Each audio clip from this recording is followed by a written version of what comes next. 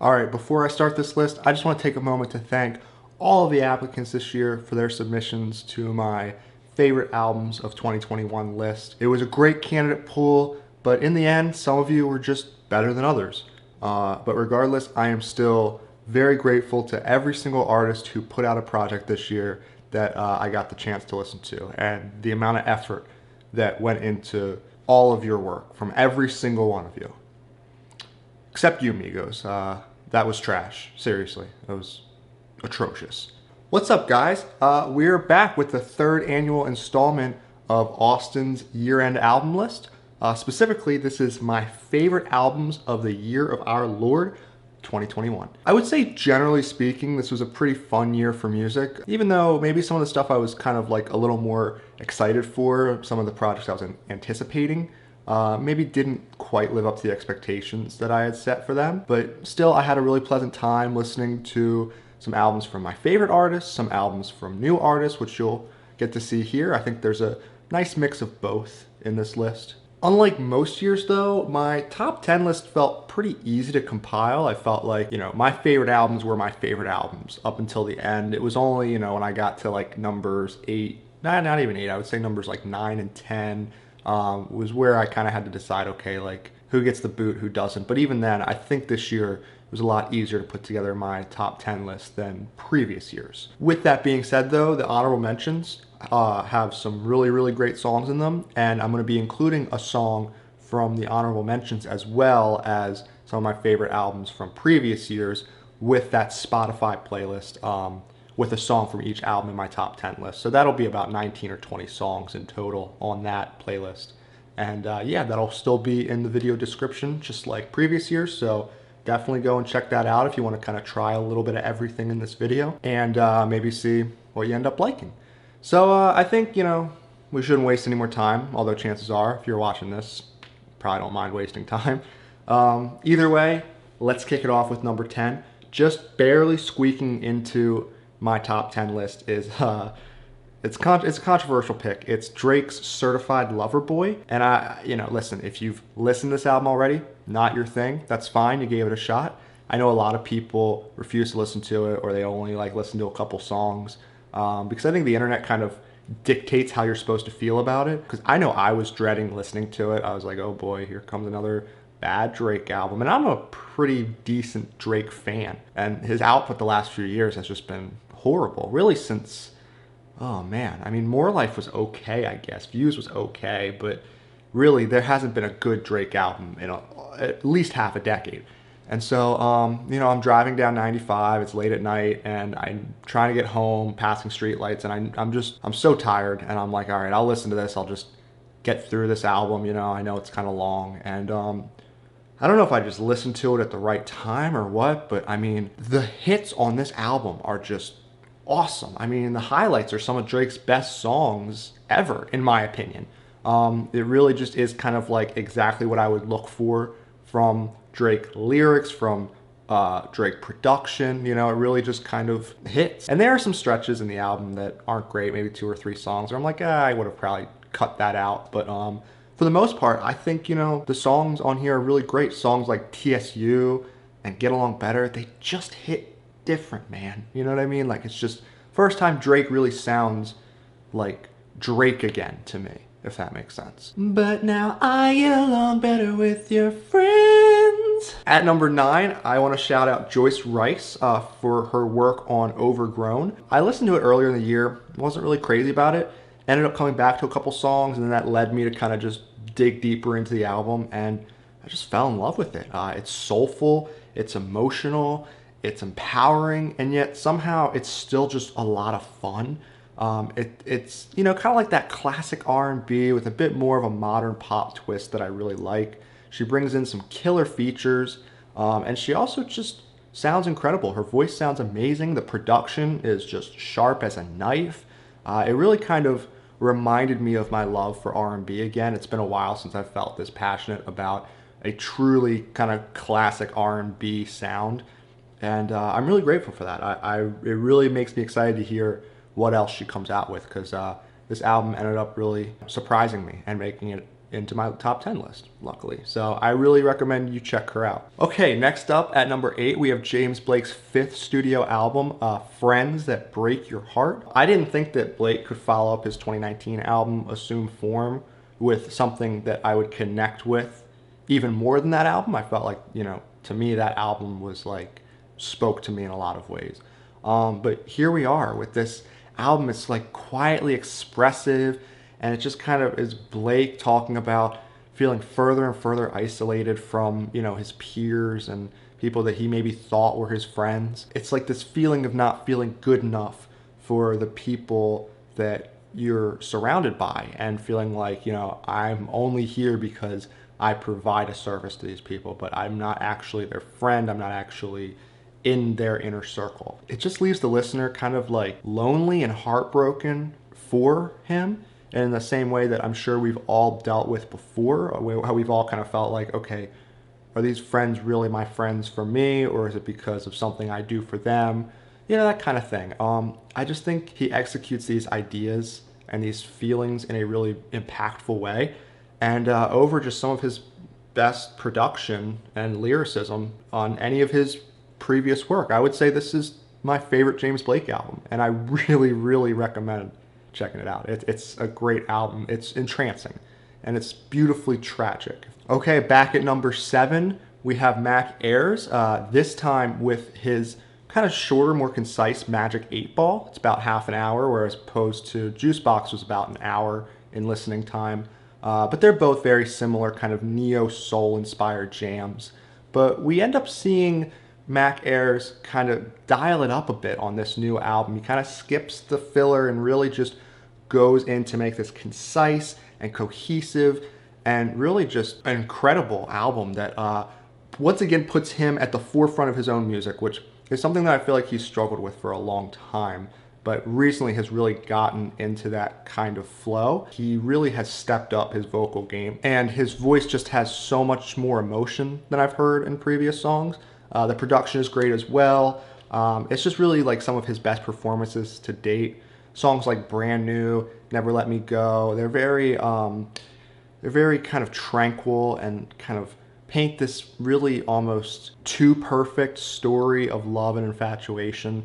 And then right after that, you'll get a song like Every Time or Where You Going Tonight, and it kind of just pulls you right back into like that messy reality of love, how, you know, people can grow out of each other and maybe not be as into each other as they thought in the previous songs. It's really just kind of this like yin and yang of love and going through those motions. And I think that every song in here really just kind of connects together like a puzzle. And I really, really enjoy this project. I think I like it a bit more than Juicebox, if I'm being honest. Okay, let's do number 6 now. Brockhampton absolutely kills it with their new album, Roadrunner, New Light, New Machine.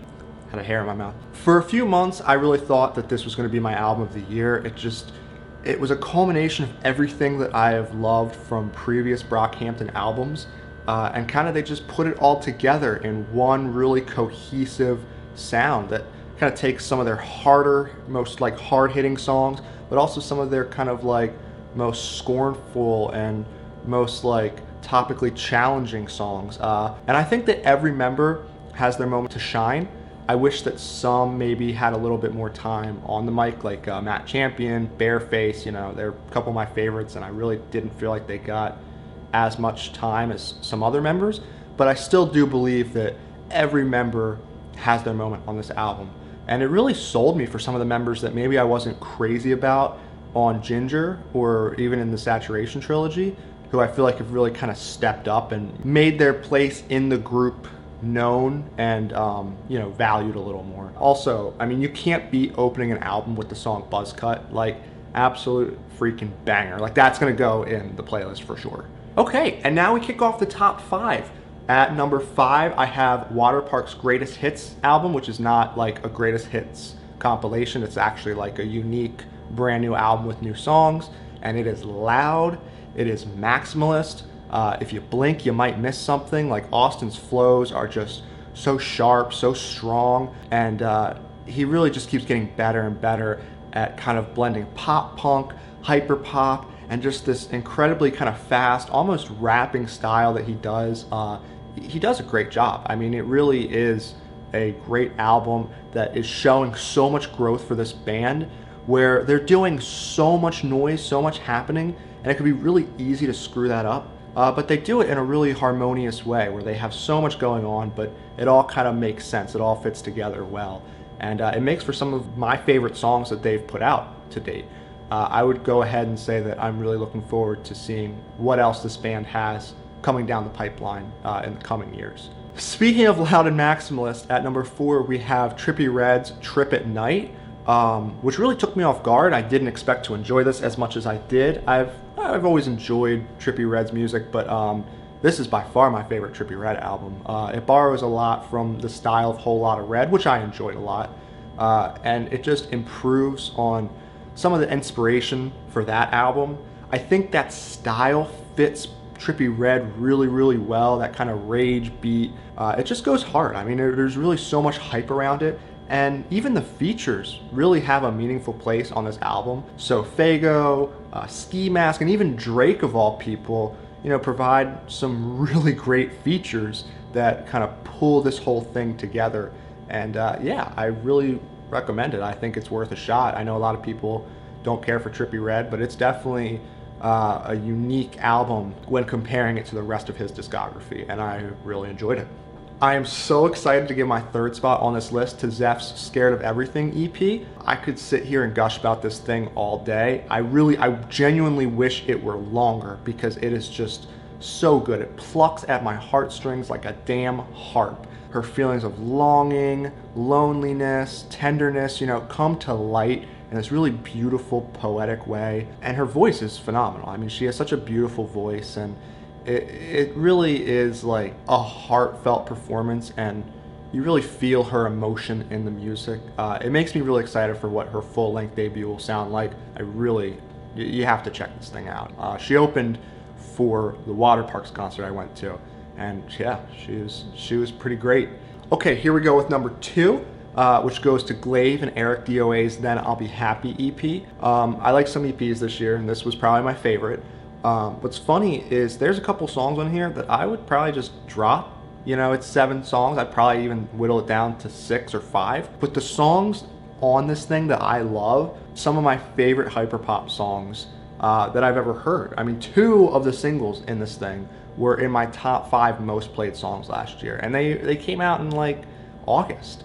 And I think it would have been more songs in this project in my top 5 if it weren't for the fact that this EP I think came out like late September. But these two, they just complement each other so well. They really have a natural chemistry, and they're both big trailblazers in the hyperpop field. So it's really exciting to kind of get to listen to these two work off of each other, kind of trade verses, and they do so really well. I mean, it's just a lot of fun, and they kind of do their normal hyper pop wave, but they kind of add a more like palatable pop twist to it that I think is a great introduction to both artists for people who are new to the sound, who are new to Glaive and ericdoa, who make great music. But I mean, this is probably my favorite music by both of them, and it makes me excited to see kind of how they branch out from here, going separate directions. Yeah, I really enjoyed this thing. It's a pretty great EP, and it's definitely worth the minimal listening time that goes into it. It's fairly short, but it's got absolute bangers from start to end.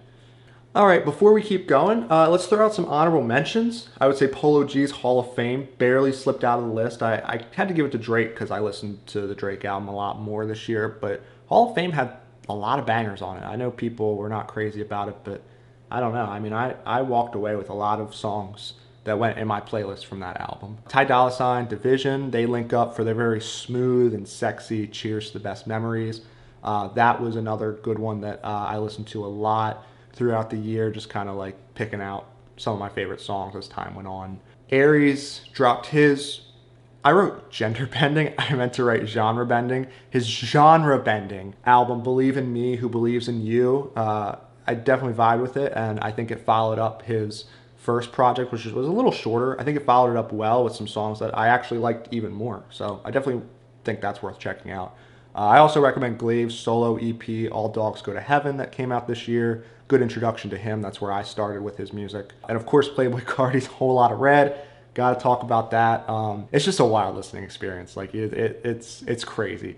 Not gonna be for everybody, but you can't call it boring. It's one thing for sure, is it definitely leaves an impression on you. Man, come to think of it, I should just start making this a top 15 list. I mean, I always end up giving honorable mentions and stuff anyways, but yeah, top 10 just kind of sounds cooler, maybe. I don't know. All right, and now the moment you've all been waiting for. My number one, my favorite album of 2021 was, drumroll please, not Donda by Kanye West. Yeah, I'm sorry. I'm just as disappointed as you are. I know this is what everybody was hoping for. They saw my list, they saw me, and they were like, this guy's gonna love Donda. It was all right, it was good. You know, I enjoyed it, but it just didn't make my list this year. It wasn't my number one. Like I say, I'm just as disappointed as you guys are. So if you want to leave now, I understand. That's probably why most of you are here. But for real, let's give it up for Don Toliver's Life of a Don. What an album. I mean, I came back to this project from the moment it came out. Just every day I listened to those songs. And I loved Heaven or Hell last year. It made my top 5 favorite albums if you watched that video. And it was hard for me to really picture him topping something of that caliber, just because I thought, you know, wow, this is really great. This is some of his best songs. He probably had more time to kind of put this together than his current album. But yeah, this album just really blows me away. The highlights on it are especially incredible. So like some of my favorite songs ever. I mean, it was unsurprising that he ended up being my most played artist of the year, because I did like a lot of songs from before this album. But I mean, yeah, this album kind of solidified just how much I enjoy Don Toliver and how much I enjoy his kind of wavy, spacey vibe, that kind of mix of melodic trap and R&B. I mean, he does incredible on songs like Escape, 5 Times, Flocky Flocky, Swinging on Westheimer, Drugs and Hella Melodies, Crossfaded. I mean, that's just to name a few. And there are some songs on here that I'm not even crazy about, but the highlights to me are just so incredible. I mean, this is really the most love I've had for an album like this since Astroworld. Like that kind of like Travis Scott inspired melodic trap type thing. Like this really is what I've been looking for from that sound since Astroworld, I would go ahead and say. Yeah, it was my album of the year, no question. The production is insane. Just the spaciness of it is really awesome, especially just like driving at night. Like it really does just hit. I mean, it is a great, great album. And I knew that it was going to be my number one from the first listen.